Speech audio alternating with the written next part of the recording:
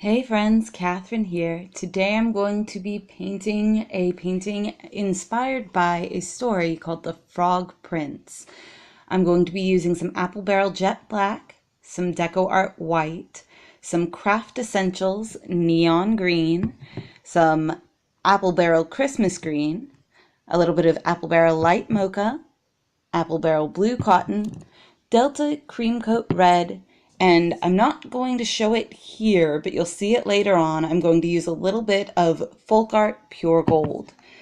While I'm painting this, I'm going to be reading you the story of the Frog Prince because I really like it, and it is a story that I'm going to be reading to you from my copy of Grimm's Complete Fairy Tales. Long ago, when wishes came true, there lived a king whose daughters were all handsome, but the youngest was so beautiful that the sun himself, who has seen everything, was bemused every time he shone over her because of her beauty. Near the royal castle there was a great dark wood, and in the wood, under an old linden tree, was a well. And when the day was hot, the king's daughter used to go forth into the wood and sit by the brink of the cool well, and, if the time seemed long, she would take out a golden ball and throw it up and catch it again. And this was her favorite pastime. Now, it happened one day that the golden ball, instead of falling back into the maiden's little hand, which had sent it aloft, dropped to the ground near the edge of the well and rolled in. The king's daughter followed it with her eyes as it sank, but the well was deep, so deep that the bottom could not be seen. Then she began to weep, and as she wept and wept as if she could never be comforted, and in the midst of her weeping she heard a voice saying to her, "What ails you, king's daughter? Your tears would melt the heart of stone." And when she looked to see where the voice came from, there was nothing but a frog stretching its thick, ugly head out of the water. "Oh, is it you, old waddler?" said she. "I weep because my golden ball has fallen into the well." "Never mind, do not weep," answered the frog. "I can help you. But what will you give me if I fetch up your ball again?" "Whatever you like, dear frog," said she. "Any of my clothes, my pearls and jewels, or even the golden crown that I wear." "Your clothes, your pearls and jewels, and your golden crown are not for me," answered the frog. "But if you would love me, and have me for your companion and playfellow, and let me sit by you at table, and eat from your plate, and drink from your cup, and sleep in your little bed, if you would promise all this, then I would dive below the water and fetch your golden ball again." "Oh, yes," she answered, "I will promise it all, whatever you want, if you will only get me my ball again." But she thought to herself, "What nonsense he talks, as if he could do anything but sit in the water and croak with other frogs, or could possibly be anyone's companion." But the frog, as soon as he heard her promise, drew his head under the water and sank down out of sight. But after a while he came to the surface again, with the ball in his mouth, and threw it on the grass. The king's daughter was overjoyed as to see her pretty plaything again, and she caught it up and ran off with it. "Stop, stop!" cried the frog.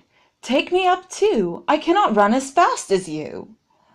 But it was no use, for croak after her as he might, she would not listen to him,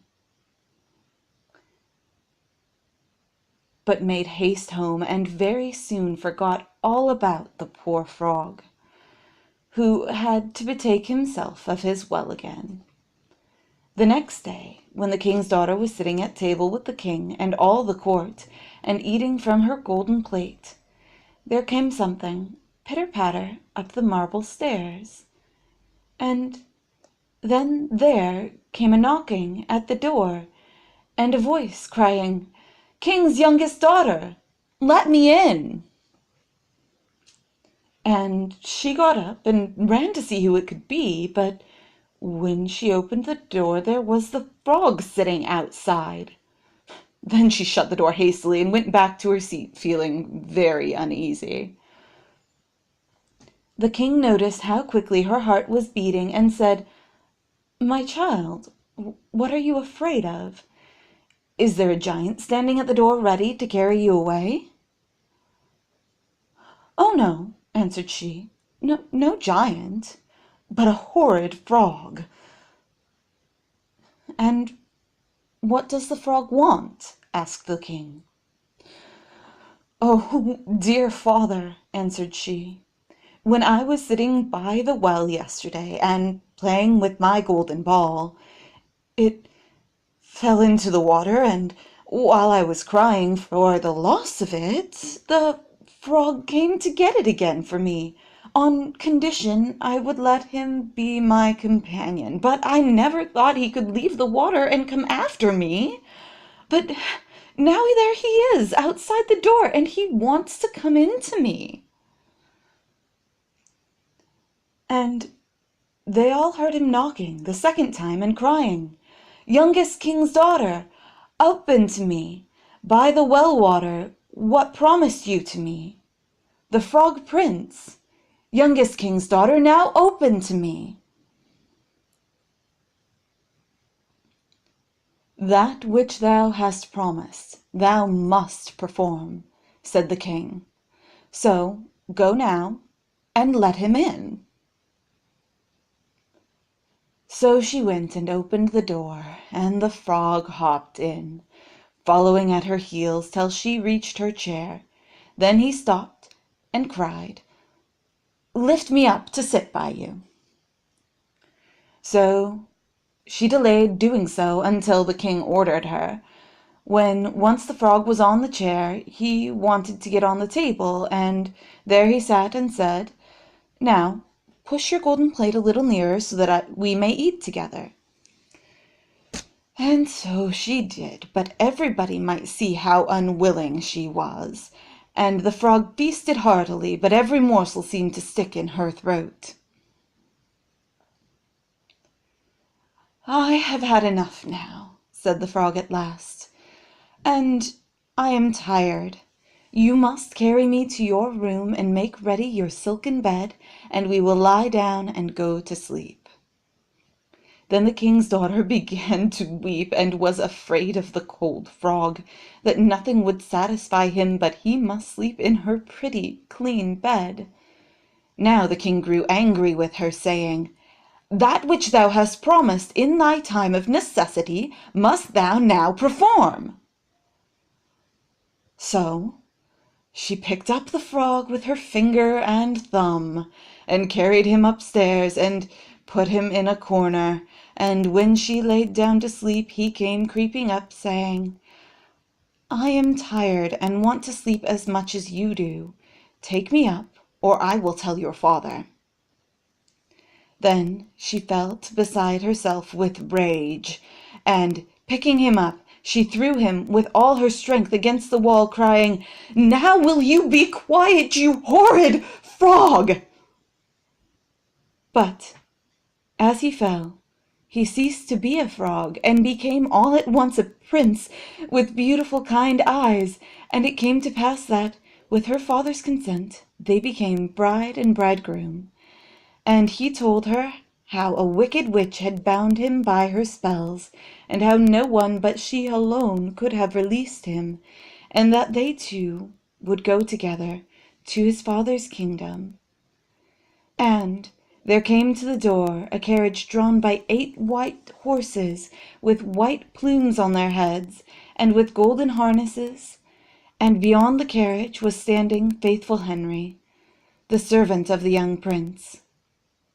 Now, faithful Henry had suffered such care and pain when his master was turned into a frog that he had been obliged to wear 3 iron bands over his heart to keep it from breaking with trouble and anxiety.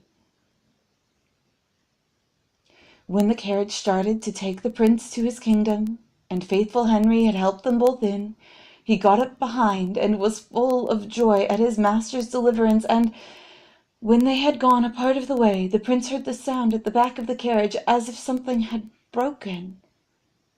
And he turned round and cried, "Henry, the wheel must be breaking." But Henry answered, "The wheel does not break. 'Tis the band round my heart, that, to lessen its ache, when I grieved for your sake, I bound round my heart." Again and yet again, there was the same sound, and the prince thought it must be the wheel breaking, but it was the breaking of the other bands from faithful Henry's heart, because he was so relieved and happy. And that was The Frog Prince, as told by the Brothers Grimm. I hope you enjoyed it and liked watching this painting as well.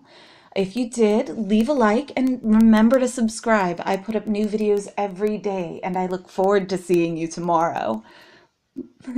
Until then, goodbye.